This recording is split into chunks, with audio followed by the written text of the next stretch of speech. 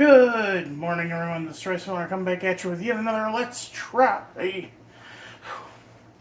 is raining cats and dogs outside. You know where it's also rainy? England. You know what England has? Transphobia. Okay, I gotta stop with those jokes. But yes, we find ourselves today with Harry Potter Let's Try. We have their chocolate frog and their butterbeer. Still made by Jelly Belly. That's weird. I always thought the Jelly Belly stopped making Bertie Bott's beans and other Harry Potter treats, and that's why they opened up their Bean Boozled line, because their Bean Boozled stuff is literally just their Bertie Bott's flavors.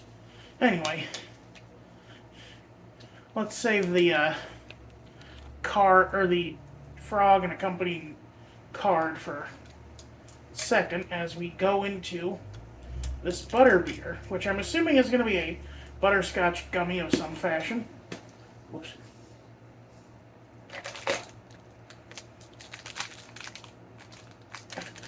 Well, those don't feel like gummies.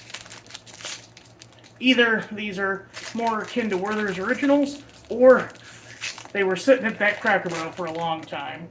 Which, why are there even Harry Potter stuff at Cracker Barrel?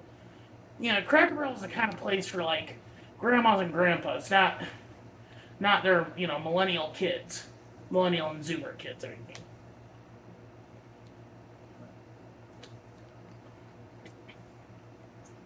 mean. Very strange. It's actually softer than a gummy.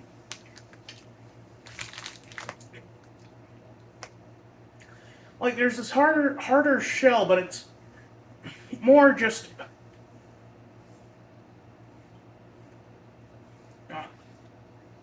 It's more like a jelly than a gummy. You know what I mean? That's actually quite similar to a jelly bean. Which I guess is apropos. Butterbeer chewy candy. Huh.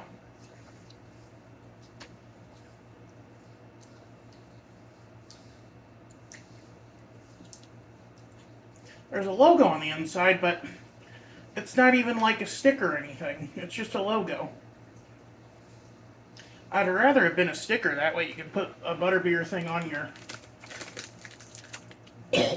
cell phone case or something.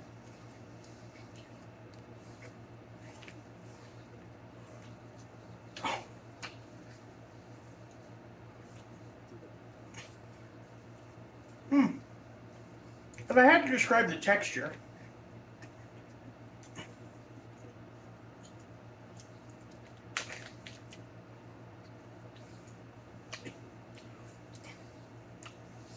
it's kind of like when you take a couple of jelly beans and pop them in at once, because it's like this is like 3 jelly beans worth of candy. You can kind of see like the caramelization there, or not like the imprints of popped bubbles from when they were made. Because it's pretty obvious they were just poured into a mold and popped out.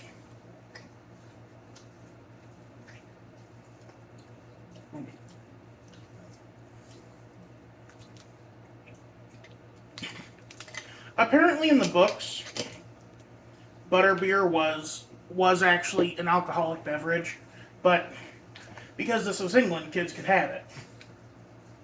Well, technically Scotland, Hogwarts, I believe, was across the border.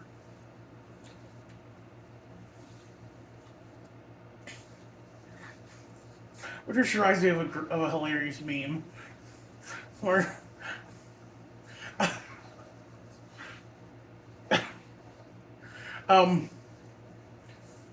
it's a parody of that scene from Chamber of Secrets where Ron's dad, Mr. Weasley, asks Harry, "What is the function of a rubber duck?" And in the meme response, Harry responds, "Mr. Weasley, you have like 8 kids. I don't think you know what any rubber is." Which is purely American, because Apparently, in England, a rubber is an eraser, whereas in the U.S., it's a condom.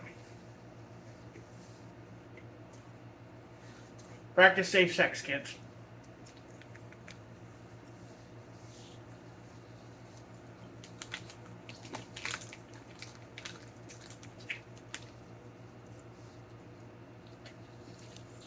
Oh, I feel kind of like Mr. Weasley right now because, like,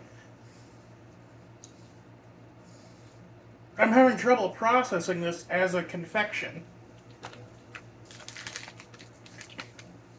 These feel more like decorative than anything. Little butterscotch chews you can put on top of your cupcakes or something for your Harry Potter themed party.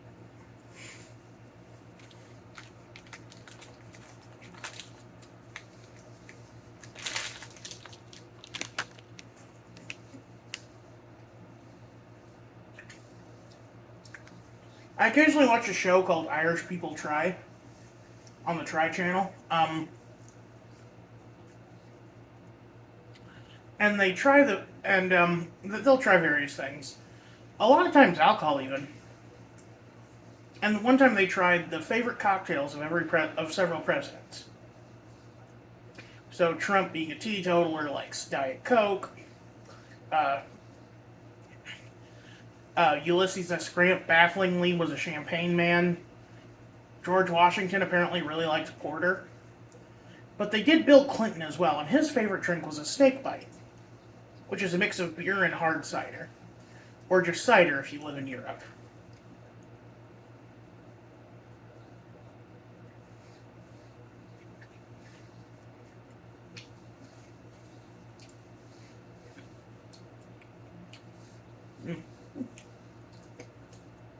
Oh, if I had to compare these to anything, they're like dried up orange slices without the sugar coating.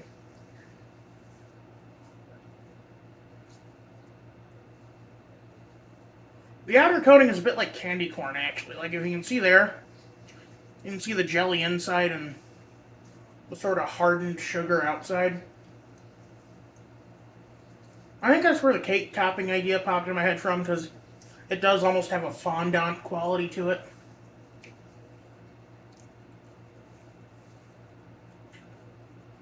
I almost had what it reminded me of in my head, but it vanished.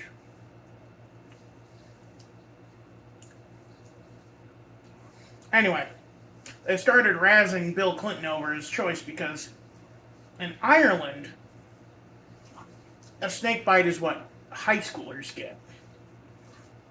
Because they're not allowed to have hard liquor, so they just have snake bite. So they just have a mix of, you know, two lower APB drinks.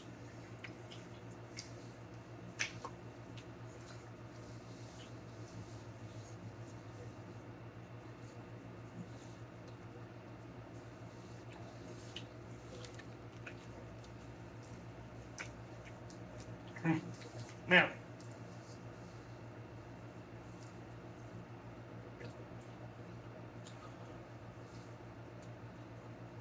Oh, I just realized what it reminded me of. Good and Plenty's. The black licorice candies. Because the gummy in that is very dry too. Anyway. Let's try this little ditty now. New collectible wizard card inside.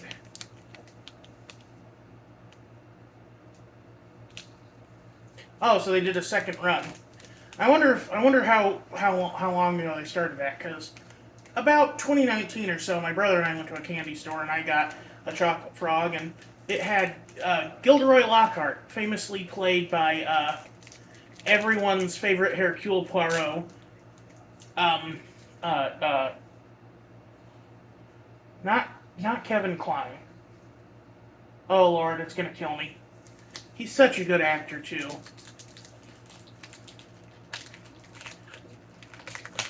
I think it's hilarious that like that movie or Death on the Nile tried to frame Gal Gadot's character as a possible suspect, even though she was, even though like, as someone who saw the original with, oh, was it Peter Ustinov or Albert Finney in Death on the Nile? I think it was Peter Ustinov. I think Albert Finney was Murder on the Orient Express. I just remember that one. I just remember Death on the Nile because it had Angela Lansbury and Grandpa Ben or Big Ben Healy from Problem Child 2. Anyway, who did I get? The founder of Hogsmeade. Heingiest of Woodcroft. So the same guy that was on the back. Oh, that's a shame. Oh, interesting. It's a Rice Krispie type, or it's a Crunch Tech candy with little rice bits in the bottom. Or Crackle, I guess, the Crackle bar from Hershey.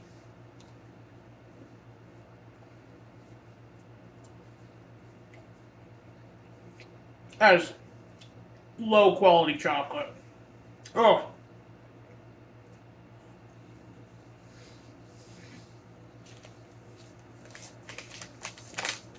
Who made this?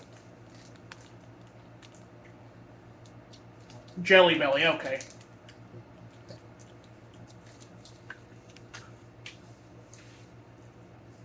It's supposed to be British chocolate. Where's Cadbury?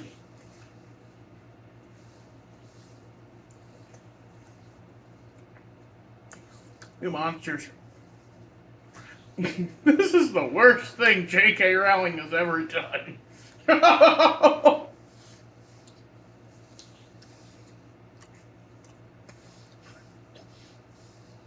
Yeah.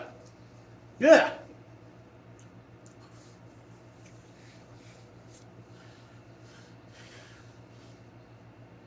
I wonder how they. I wonder when they did the photo shoot for these. Like, are these just a bunch of British actors from or a bunch of like American actors that Jelly Belly just hired to pose for some photos, and that would explain the well. Honestly, he looks like a character from an FMV in a 1990s like sword and sorcery game. Like he would be in the opening cinematic for Daggerfall, or in a Sega CD game. Yeah, there we go. That's me playing to the Gen Xers out there. Remember the Sega CD? I don't. I never had that as a kid. Let's see. So, Hengist of Woodcroft, founder of Hogsmeade, driven away from his home by Muggle TM persecutors. Hengist is supposed to have settled in Scotland, where he founded the village of Hogsmeade. The Three Broomsticks Inn is alleged to be Hengist's own old home. Hengist, I don't know. I kept wanting to say Hengist because it sounds German, but I guess it is a little Scottish sounding. That would also explain kind of the scarlet sash he has. You know, like a lot of stereotypical, like medieval Scottish dress is like obviously like kilts, sashes, or they weren't as prim and proper as the British, but they did have flowing garments that are probably extravagant for noble people, or compared to the common man. I mean. Anyway, that's gonna be it for me today. Y'all have a good one. This is Royce Miller. I'm outie. Trans rights.